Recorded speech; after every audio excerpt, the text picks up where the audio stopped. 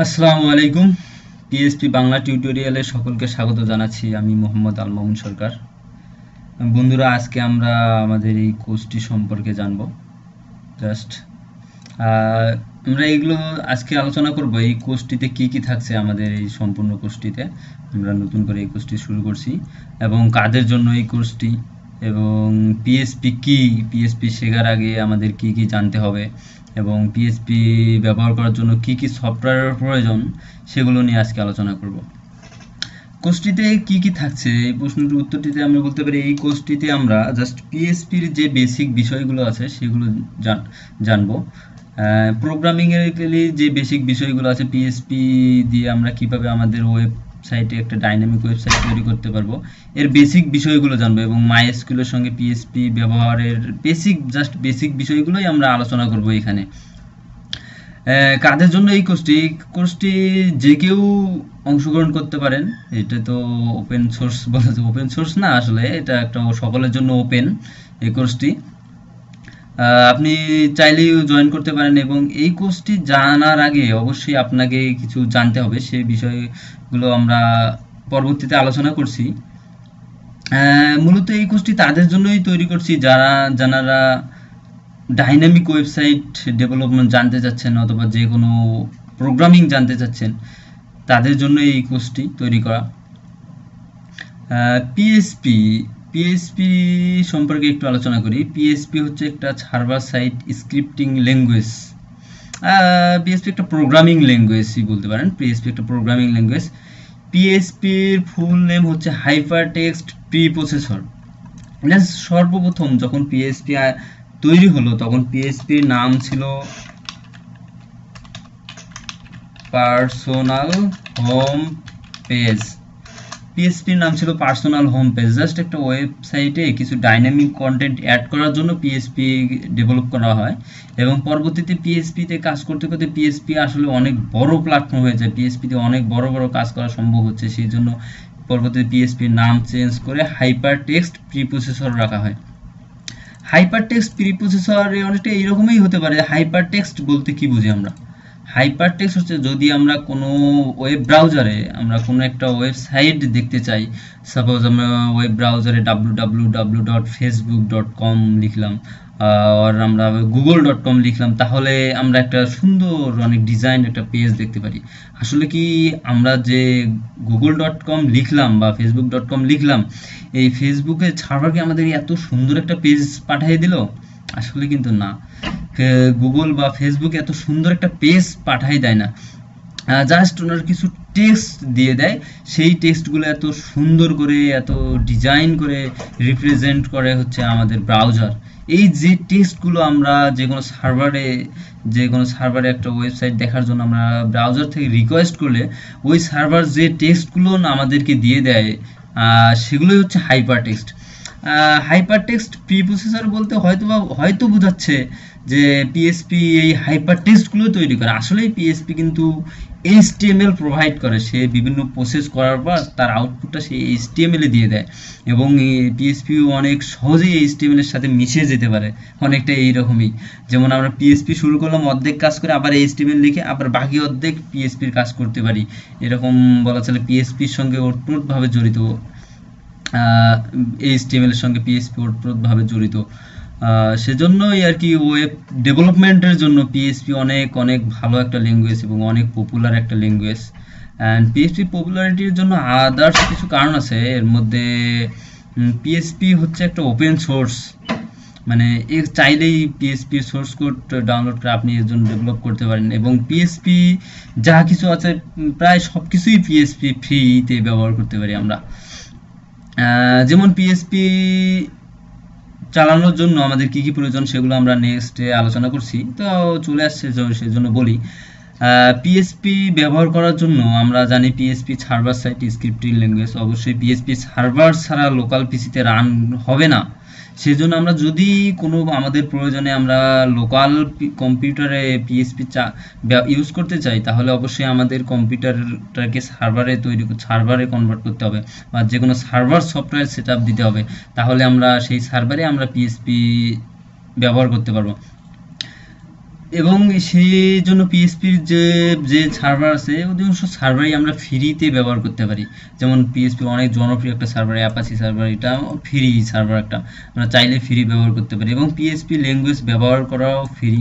And পিএসপির সঙ্গে আমরা একটা ডাটাবেস ব্যবহার করি, সেটা মাইসিকিউএল। এর আদার্স অনেক ডাটাবেস আছে, অনেক ডাটাবেসেই ব্যবহার করতে পারি।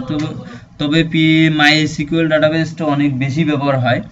এই মাইসিকিউএল ডাটাবেসটাও ফ্রি। তো আমরা পিএসপি ব্যবহার করে ফ্রি অনেক সুন্দর সুন্দর ওয়েবসাইট তৈরি করতে পারি, সেজন্যই আসলে পিএসপি এত জনপ্রিয়। অ্যান্ড পিএসপির যে কিছু সিএমএস আছে, ওয়ার্ডপ্রেসের নাম হয়তো শুনে থাকবেন, যদি ওয়েব ডেভেলপমেন্ট শেখার আগ্রহ থাকলে হয়তো ওয়ার্ডপ্রেসের নাম শুনে থাকবেন। ওয়ার্ডপ্রেস কিন্তু অনেক অনেক জনপ্রিয় একটা সিএমএস এবং ওয়ার্ডপ্রেস দিয়ে অনেক ইজিলি অনেক সুন্দর সুন্দর ওয়েবসাইট তৈরি করা যায়। সেই ওয়ার্ডপ্রেস কিন্তু পিএসপি দিয়ে তৈরি, পিএসপি দিয়ে ওয়ার্ডপ্রেস তৈরি করা যায়। এরকম অনেক বড় বড় সিএমএস পিএসপি দিয়ে তৈরি করা হচ্ছে, পিএসপি দিয়ে এখন সফটওয়্যার তৈরি করানো হচ্ছে। এই জন্য পিএসপির চাহিদা এবং দিন দিন বৃদ্ধিই পাচ্ছে। এবং পিএসপির কি পরিমাণ চাহিদা আছে এগুলো আপনার দেখতে চাইলে আর আপনারা বিভিন্ন মার্কেট প্লেসগুলোতে দেখতে পারেন, যেমন ওডেক্স, ফ্রিল্যান্সার, ইলিয়ান্স, এগুলোতে দেখতে পারেন পিএসপির কি পরিমাণ চাহিদা আছে এবং ডিমান্ড কীরকম। পিএসপি শেখার আগে কি কি জানা দরকার, এইটা বিষয়ে বলতে চাইলে পিএসপি শেখার আগে অবশ্যই আপনাকে HTML জানতে হবে, বিশেষ করে HTML ফর্ম সম্পর্কে জানতে হবে। তো আপনি পিএসপি শুরু করার আগে আমি যেটুকু সাজেস্ট করব, আপনি আগে পিএসপি শুরু করার আগে HTML CSS শেষ করে HTML CSS সম্পর্কে ভালো ধারণা নিয়ে তারপরে পিএসপি শুরু করলে ভালো হবে আপনার জন্য। কারণ আমরা পিএসপি কেন ব্যবহার করবো এবং কেন শিখতে চাচ্ছি পিএসপি, কারণ হচ্ছে ডাইনামিক ওয়েবসাইট ডেভেলপমেন্টের জন্য।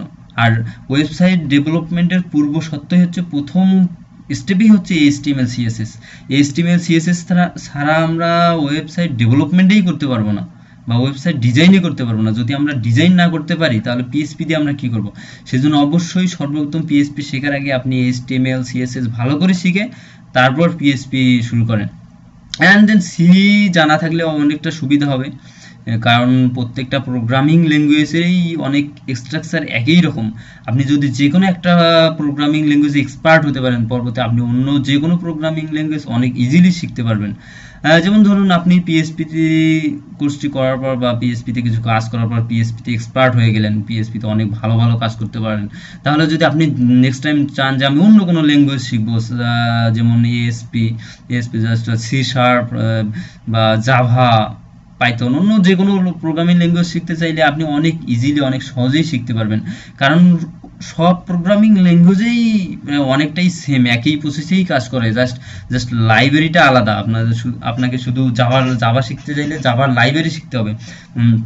জাভার লাইব্রেরিতে কি কি ফাংশন আছে বা কি কি এক্সট্রা সুবিধা আছে সেগুলো জানলেই আপনি জাভা শিখতে পারবেন।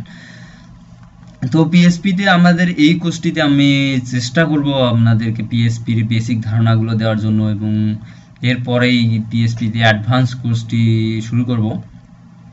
অ্যান্ড এই পিএসপি চালানোর জন্য আমাদের কিছু সফটওয়্যারের প্রয়োজন আছে, যেটা সর্বপ্রথম আমি আগেই বলছি, PSP server side scripting language. Server ছাড়া লোকাল পিসিতে আমরা পিএসপি ব্যবহার করতে পারবো না, সেই জন্য আমাদের কম্পিউটারটাকে যে কোনো একটা সার্ভার সফটওয়্যার দিয়ে সার্ভারে কনভার্ট করতে হবে, তাহলে আমরা আমাদের পিসিতেই পিএসপি ব্যবহার করতে পারবো।